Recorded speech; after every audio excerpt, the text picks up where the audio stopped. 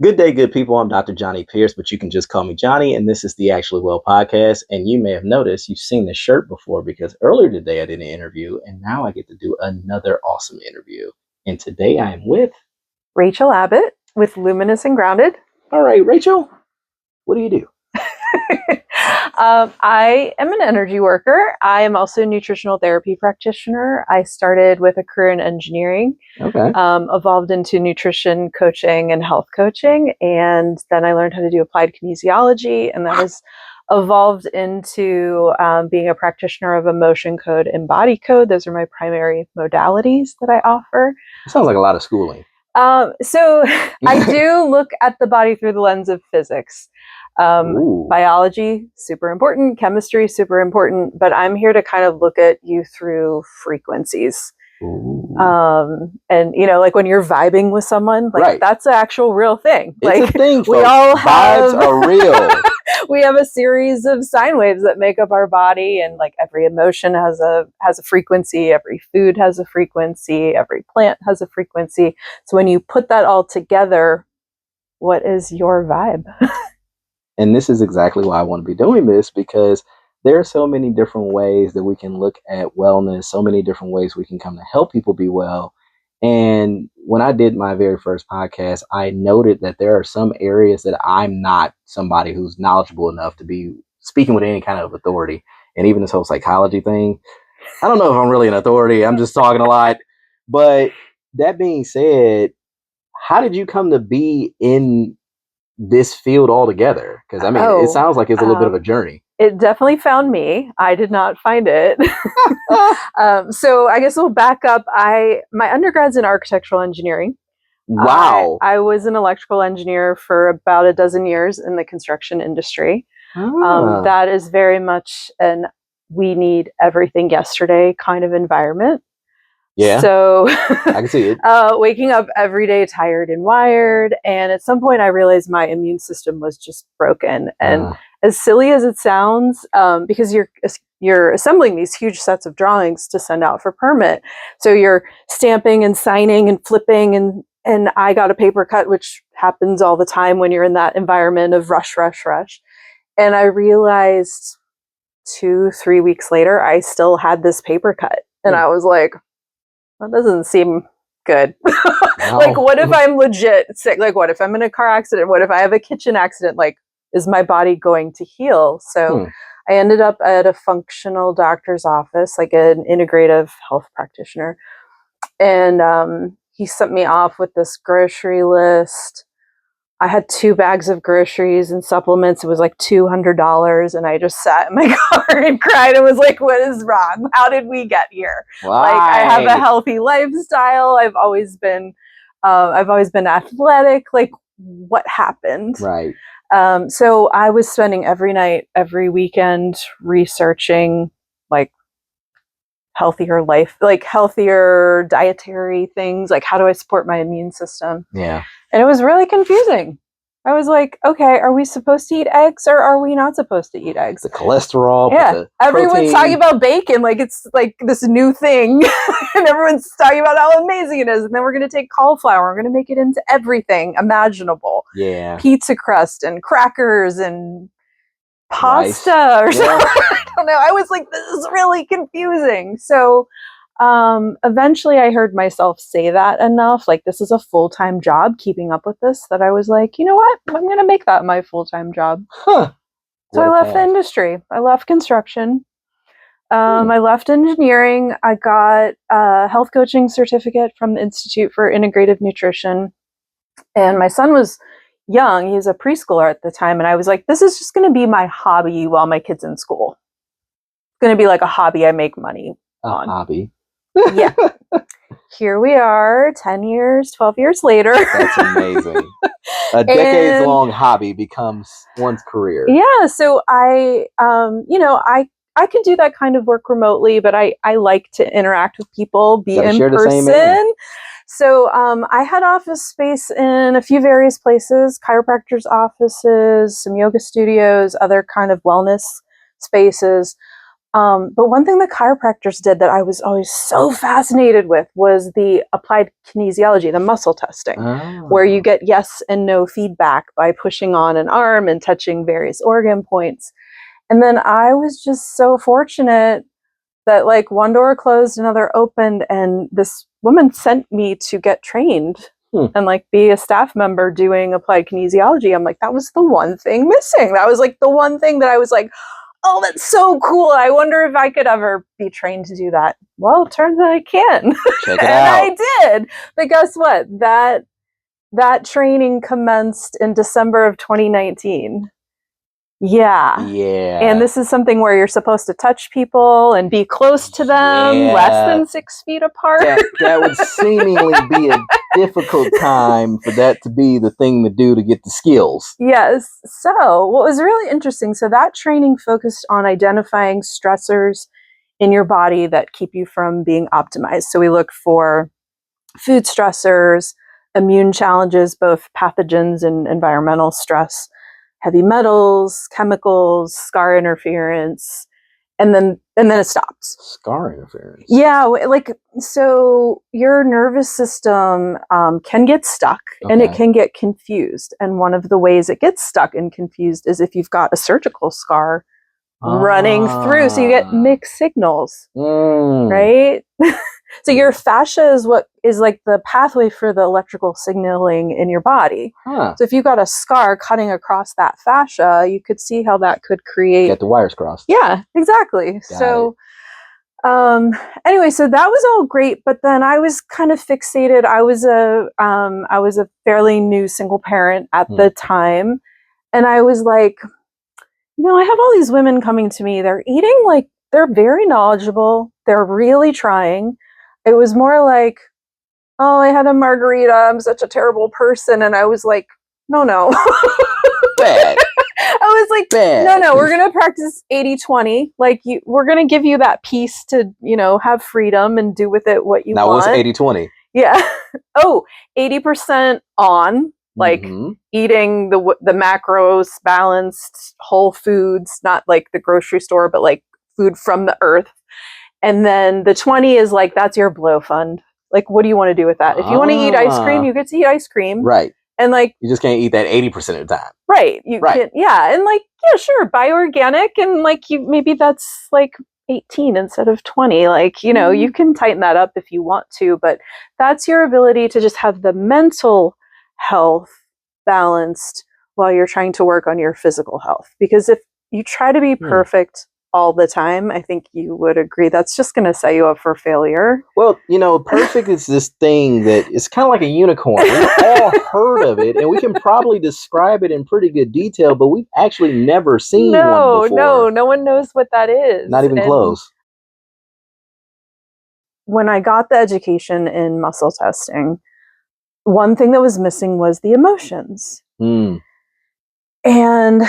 when the pandemic hit, very shortly after, I got a call from the local florist, and she said, hey, everyone in your office does muscle testing. Does somebody do emotion code? And I was like, emotion code? I feel like I've heard of that. Okay.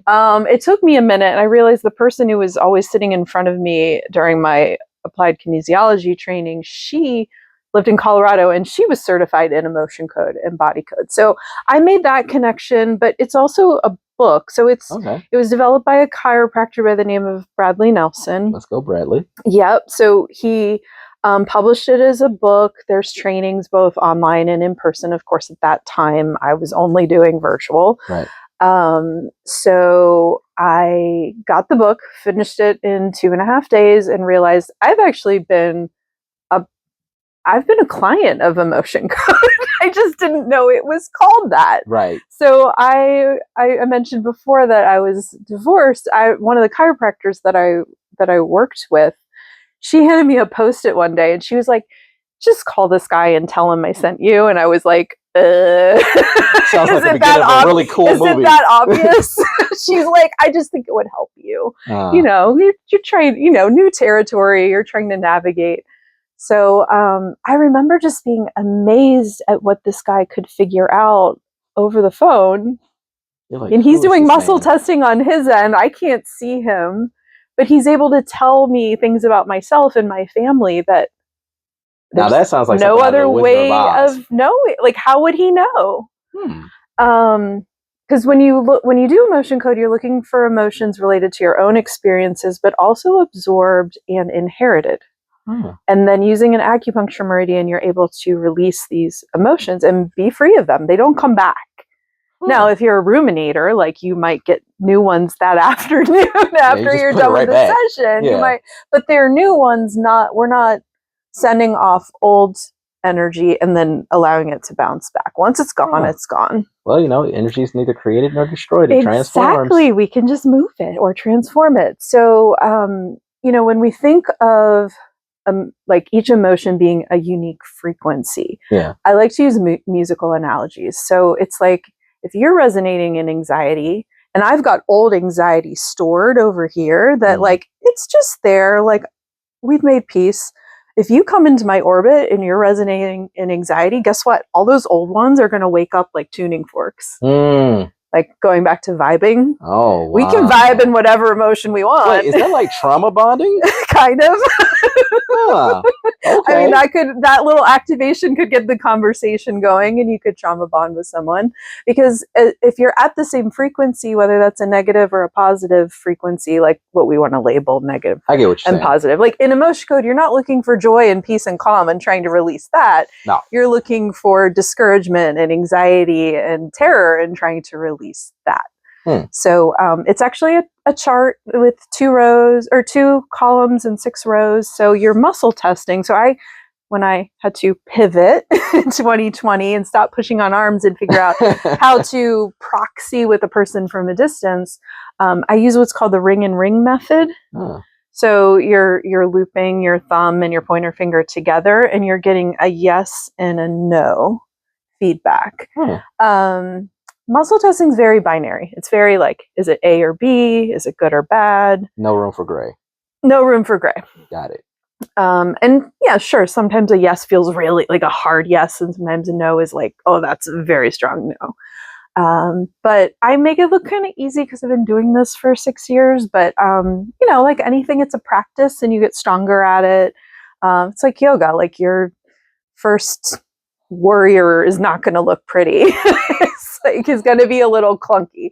So same with muscle testing. Like, the more you practice, the more you're proficient you become at it.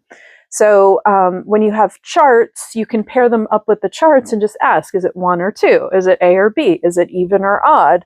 And then is it 1, 2, 3, 4, or 5? So if you've got a chart full of emotions in a grid, you can go through that and figure out. So it works best when you pick an intention. Right. So when I say intentions, it's like things you want to feel more of, things you want to feel less of. If you have tension in the body or pain in the body, like, is there any emotional burden we can take off? Okay, so you can so shed that it. Your body can work better without that extra emotional burden. Yeah. So you can set intentions in terms of people if you have friction with a particular person. Yeah. Because ethically, you can't work on another person without their permission. But naturally, if you wanted to set your mother-in-law as your intention and you happen to absorb a lot of things she threw your way, that energy is a shared energy. So when you release it from one person, you're releasing it from anyone else who's yoked in and attached to it. All right. So it's a really cool way to work on your family tree. Because I've told this story before publicly, but one of the coolest emotion code experiences I've had, I was doing my portfolio to get certified, and you had to work on yourself. You had to do 3 sessions on yourself.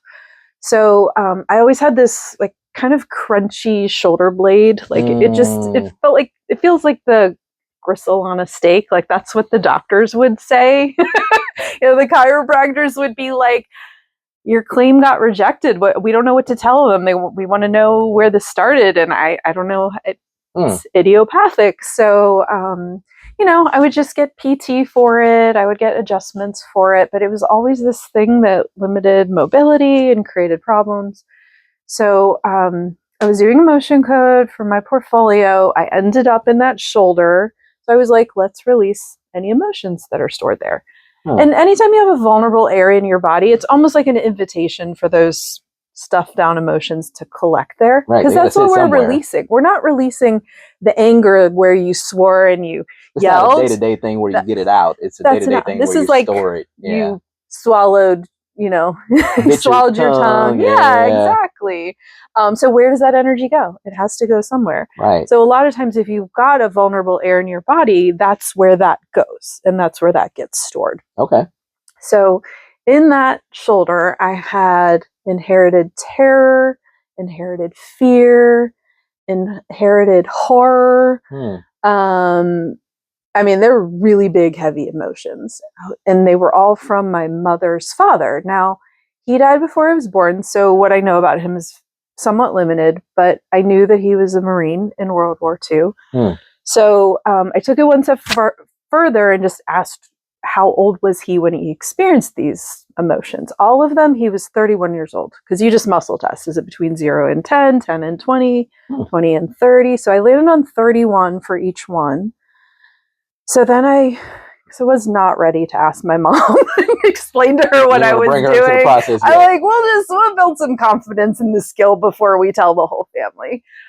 Which, we should probably talk about that too, because I think when you work in energy healing and you work in alternative health, there's a lot of misconceptions. Oh yeah.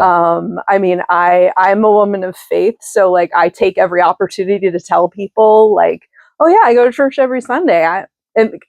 I mean, people have straight up asked me if I'm a witch. I'm like, I wouldn't know how to be a witch if I knew how to be a witch. I was like, I don't know. There's a lot of misconceptions. That's probably another podcast episode. I have met people who have claimed to have that in their background, and I've always smiled when they've done it. Like, well, I mean, more power to you, I guess. Yeah. Literally, power to you. I mean, I like to think of it as my spiritual gift, as someone called it. So, and it's a gift. It's something you fine tune.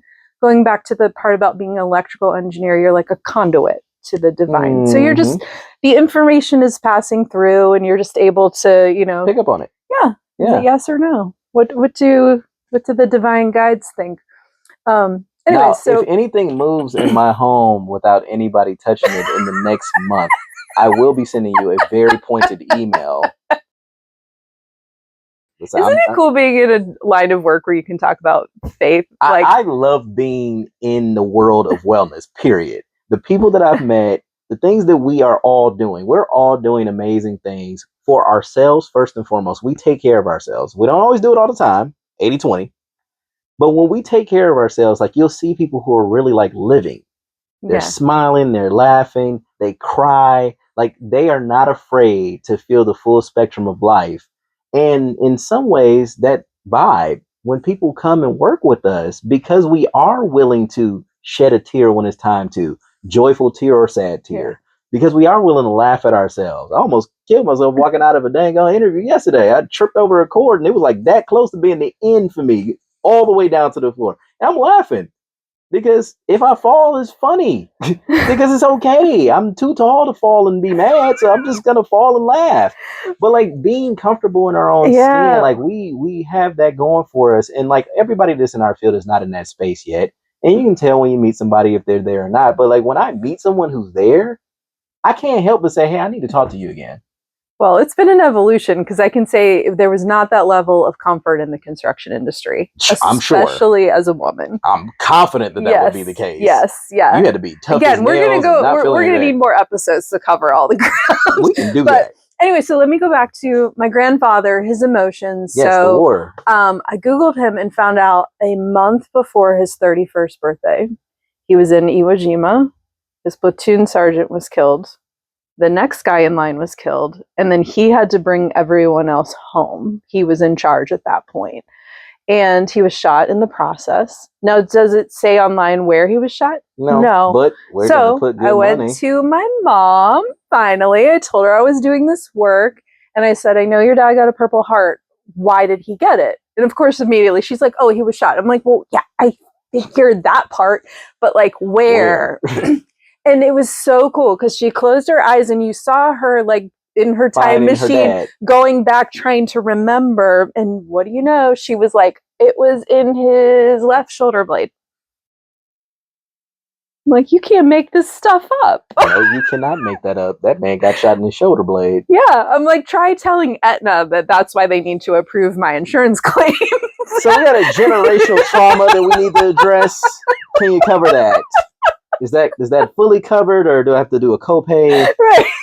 I'm releasing it from everyone here moving forward. Can you give me some credit for that? Exactly. I'm taking care of people to come, so you won't have to file claims. Maybe you should cover this one. Niece, nephew, sister, son, they're all covered now. Right. Shared energy. Poof, it's gone. So, I mean, there have been so many stories like that. Yeah. I mean, especially when I meet someone and they're coming here and, some people are a little more vulnerable. Some people are a little more open and share. But even those people can't, they don't always know what's relevant. Right. Yeah. So they're coming in. Like, I remember I was working on a woman once and I started coughing. We were working on her relationship with her mother, who was already deceased. And I just started coughing and I was like, oh, I'm so sorry. She's like, oh, no, it's okay. My mom had lung cancer. That makes perfect sense. I was like, okay. And, there's things that I couldn't possibly know. Right. That happen in a session that it's like another tick mark for muscle testing. Otherwise, there's no way I would have known that about a person, client. Funny you bring that up and you mention faith, because I grew up in multiple churches. My mom would take me to church, and then my grandmother had like the base church. Like my grandma went to this church forever. She was the treasurer of the church and everything. And the churches that my mom would take me to, like, they would be a little bit more lively than the one that my grandmother was going to. And intercession as a spiritual principle, that when you hear about the challenges that those around you have, that because you are receptive to them, you might find yourself experiencing a variation of what they're going through. Yeah. And it's not like trying to steal their shine, like, oh, let me come. It's independent of any awareness, just things that you don't normally struggle with, things that you don't normally have come up for you, are suddenly like, I'm noticing that paper cut didn't heal, or I'm noticing that I got this cough as I'm talking to you, and I wasn't coughing earlier today, so like, what's going on? And now we're connected through that. Mm-hmm. Because the vibes line up.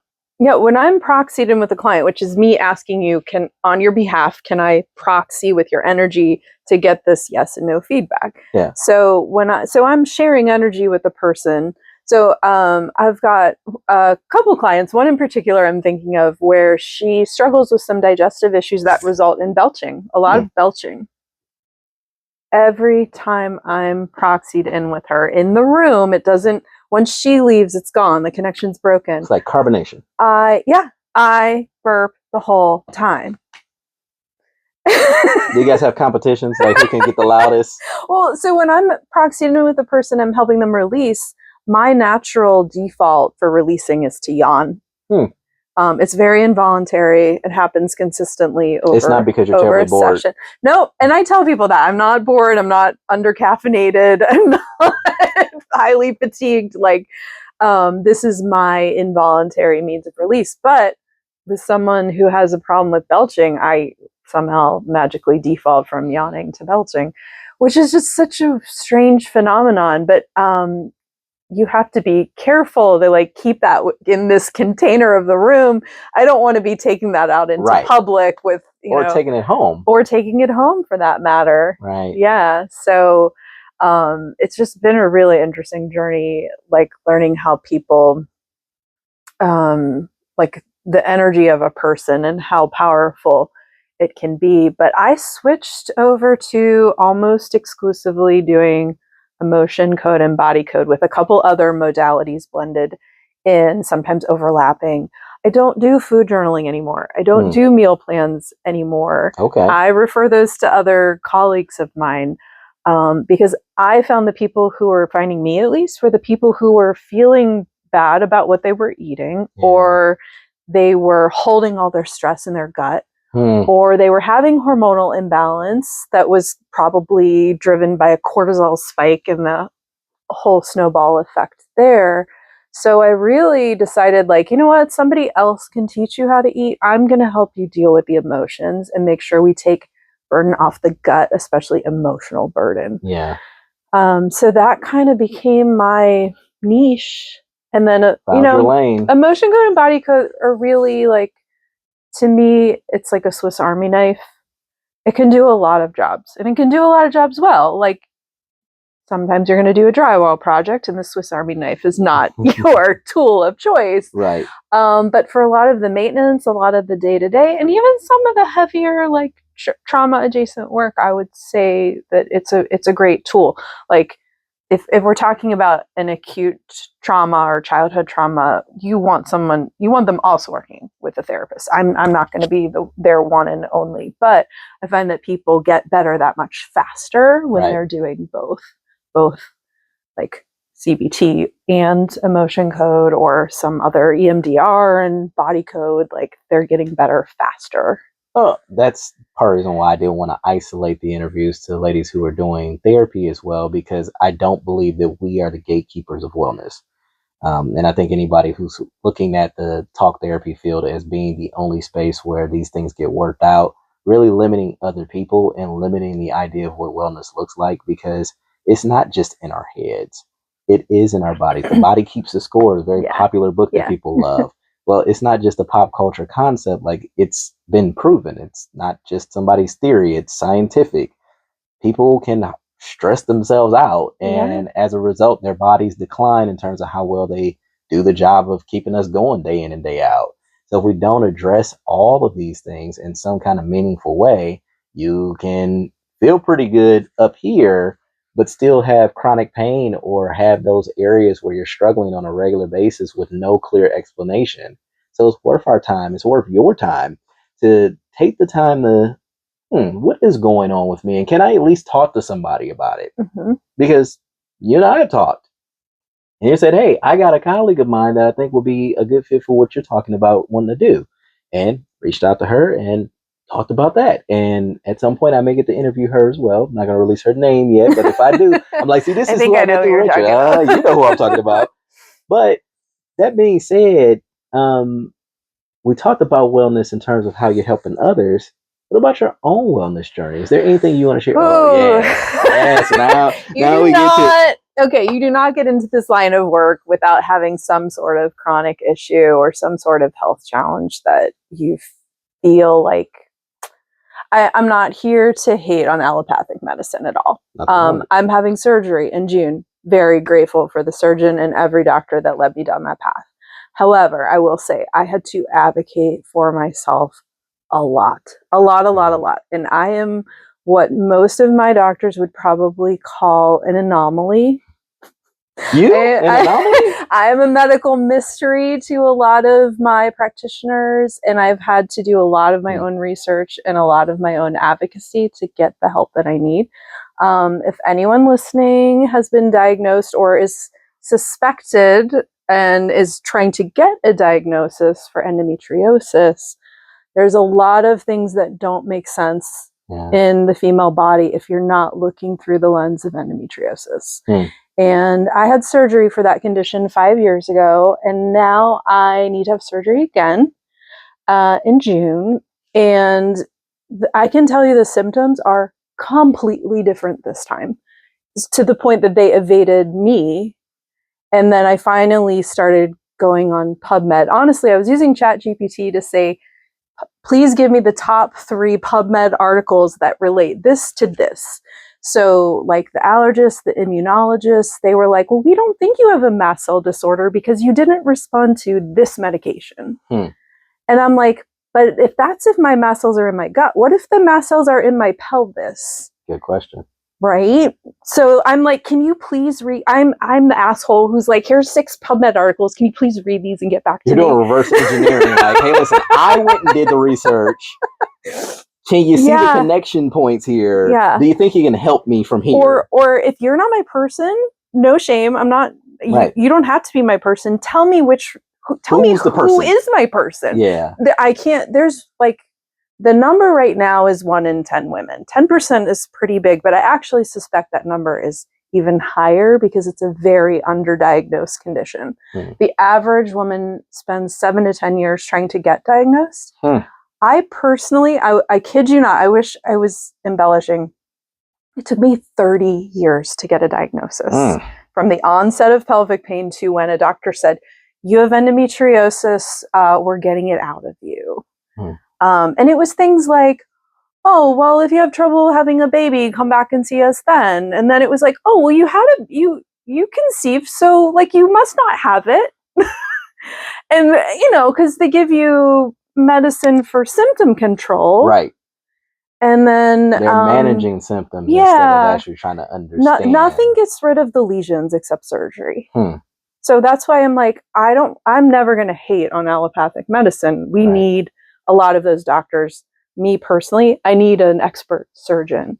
But also the way that, I mean, you and I have talked a little bit about insurance, like the way that stuff is set up, it's really not set up for someone to spend 2 hours with a new patient and take, you know, gather their complicated history, understand where have you been, who have you seen, what's worked, what's not worked, like where are we today? Yeah. So because I have been the patient in those scenarios as the practitioner, I am very much the person who's just going to sit here and hold space for you. Right. And I'm going to ask for divine guidance and be like, please help me, help this person today. Like they've been to 4 different doctors and they have more questions than answers. Naturally. From where they started. So like, can I help them pare down that list? Right. And it doesn't mean I'm their solution, but I might be able to say, okay, if you only have this much energy left in you, like this is who you really need to see, or this is the expert that you need. So muscle testing is very powerful. Even just giving someone a list and being like, is it in my best interest to go to acupuncture? Is it in my best interest to get surgery? Yeah. And the answer might be both. Right. But it's also like, well, while you wait to see this doctor that you have to wait for 6 months to see, you could do this and it would probably help manage your symptoms. Yeah, it sounds like in some ways, what you end up finding yourself doing is you collect the information that the person has. So whatever journey they've been on, like they kind of find you, you're kind of like the person that's along the way for the journey. Yeah. Like I'm not walking the whole thing with you. And it's not that I don't want to, it's just that like I'm only going to be useful for you so long. I'm not a medical doctor. There you go. And I have to tell everyone that too. Like just make sure they're very clear. I'm not here to diagnose you with anything. Right. But if we want your organs to work better, there's a dozen different things in my toolbox that will help support your like systemic body function so it can function better. Not that we're going to have spontaneous healing, although that would be great. That would be awesome. That would be amazing.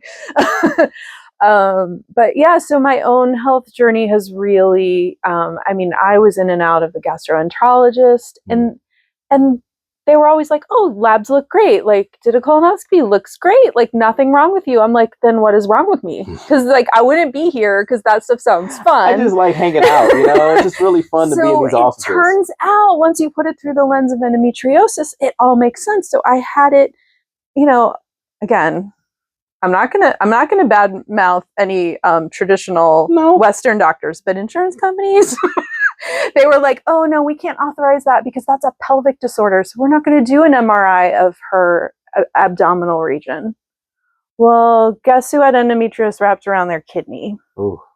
And the bowel. So it's rogue tissue. It's not cancerous, but it's rogue tissue that just goes wherever it wants to go. Just hanging out in the body. Yeah. In my case, it was wrapped around my large intestine. So with the monthly cycle, it would get angry and inflamed and it would constrict. So it's squeezing, but you're not going to see that in a colonoscopy or an endoscopy. No, it wouldn't seem to come up. No. And if you're not ordering an MRI, if you don't have a reason or a suspicion that there's something else going on there. And you can order it all you want to, but if they don't approve it, then it ain't going to happen. So when I say it took 30 years, like I was the girl in middle school who'd have to go to the nurse's office and like, you know, be in the fetal position and like trying to work through pain, you know, until I could go back to my next class. So, or a couple of times my mom even had to come pick me up. They were like, she's a lost cause. We're just going to send her home and project that into being an adult who has clients that are, you know, I don't take insurance. I'm cash pay. So if the client's not showing up, I'm not getting paid. Right. And if I have to cancel 7 clients because I'm having pelvic pain that day, that not only are you paying out of pocket to go see all these doctors who will spend 2 hours with you, right. but you're losing money because you have to, it's like you're not going to schedule 2 haircuts back to back because you missed one. Right. Everything gets pushed out. Indeed. And my line of work is kind of like that too. So it's a disease that has become, it's very costly for the women who have it, both to receive treatment and also depending on the kind of work they do. I mean, some women with a limited number of PTO, I imagine they feel like their jobs are in jeopardy. They gotta feel that way. I mean, you gotta probably use what is it, MLA? Possibly. Yeah, possibly. But, and it's usually you don't have much warning. You can kind of like estimate, okay, those are the 3 days I should sort of like let everything be floating and like not have any big commitments there. But that stuff can shift from month to month. It's like, you know, trying to chase it is also like mentally just mental gymnastics. So I don't know. I know this kind of talk can make some people uncomfortable, but for the percentage of women who have to struggle, whether it's endometriosis, adenomyosis, PCOS, fibroids, the pain is there. And for the most part, we don't know why. Like, we don't know why it's there. We don't know what causes these things to grow. So how can we treat it when we don't even know how it gets there in the first place? Don't understand something, it's hard to intervene. Yeah. So, I mean, we really need more research dollars. We need more funding to try and understand why it happens in the first place. And then, like, could we eventually have a blood test for that? Could we have more advanced imaging for that? Like, those two. Right now, the gold standard for diagnosing endometriosis is surgery. They have to cut you open to see if you have it. There aren't too many conditions that you can say that about. Yeah, I would imagine there couldn't be, otherwise we just have everybody getting surgery all the time. Yeah. So I can do a lot of things within my practice. So I mentioned before, like with emotion code and body code, when you have those trapped energies, those trapped emotions, they tend to go where you have the most vulnerability in your body. Right. So for me, that's like going to the pelvic region. So it's like the more those emotions I can find and release and move out of that area, the better chance I have that anatomy is going to function better without being like, oh, this is too much to handle. Somebody please. Like Reiki would be in that family of things that you just want to like move that energy out. I think that I've also used that as a tool and gotten like been in acute pain and had it like just sort of snap out of it like in a minute. So I think that all of those things can be very powerful. But once you have a lesion, you have a lesion, and then you need surgery. Gotta intervene. So as much as I like to think that all the things I offer here could actually help with that too, like, it sounds like it can support. We can't be all the things to all the people. And we can I definitely do symptom management. Yeah. But yeah, I think I'm here to be a tool in the toolbox. I'm not here to be the toolbox. Kind of hard to be the whole shebang. Yeah, I don't think any of us want to be the whole shebang. But and that's why, like, when it comes to talking about wellness, I make it very clear to clients, and also, like I've been saying on the podcast, like I can't prescribe wellness because I don't know what all is going to constitute wellness for you. And I know that's not what people want to hear. I know we live in a society where a single pill or just weekend retreat or listening to this one podcast or this one audiobook and now my life has changed forever. I know we want that experience, but wellness takes work. It's no real way around that. And being open to and curious about the self enough to see how I can be well as the person that I am today, as the person that I want to be going forward. That's supposed to be, hopefully can be enjoyable, where it's like, wow, I can see myself progressing over time. I think about where I am now at 40 compared to where I was at 30 and 20, and I see the growth. I have no idea where I'll be at 50. God willing, I'll get there and beyond. But being open to ideas so that maybe I can make it more likely I'm there, make it more likely when I arrive there that I'm in a better state than I am now. Right. Yeah. We have a saying in the nutritional therapy realm of like, pay the farmer now or pay the doctor later. Ooh. Yeah. That might need to be a t-shirt. Yeah, I think you need that t-shirt. I think that'd be great. We might need that t-shirt. We might need that t-shirt. Like you get like a cornucopia of fruits and veggies up here, and then like syringes and like lab coats and sadness down here, x-ray machine or something. But you did say retreat, so I would, if you wouldn't mind, I'd love to take the opportunity to invite all your listeners. Plug. It's time, yes. I'm co-hosting a retreat September 17th through 20th in Lake Anna, Virginia. We have a gorgeous 9-bedroom house. There's a personal chef coming from Colorado. And she's going to do gluten-free, dairy-free, anti-inflammatory meals for everyone. I don't know about you. I couldn't tell you the last time someone made 10 meals in a row for me and they all met my dietary restrictions. Never. But we're going to do a lot of the things that we talked about here. All the modalities I offer will be intensively offered on site at the retreat. And then there's also an acupuncturist coming. She'll be doing acupressure, ear seeds, and acupuncture needles. And then there's a Pilates teacher who's also an illustrator and artist. She'll be doing both group and individual art projects with us. We're going to have a dopamine dress party. Dopamine dress disco. Okay. So where you wear like all the things that make you happy, sort of like Clash Day on homecoming week. Okay. Clash Day meets like the derby party. So it doesn't have to match. It just has to make you happy. Maybe like the most tactile things you own. Put them all together. All right. So how do people get signed up? How do they find you on social media and so on? My website is luminousandgrounded.com. It'll be like right here. Link in the description. And yeah, if you navigate to events, that'll take you to the retreat website. You can choose your bed, you can choose your payment plan, and hopefully you can bring your best friend or your sister or your spouse. Bring your bestie. Yeah, it's I'd say mostly women are the ones who attend these events, but it is also open to men. You won't find anywhere where gender is advertised. Okay, how about that? So there you go. If you feel called, we want you there.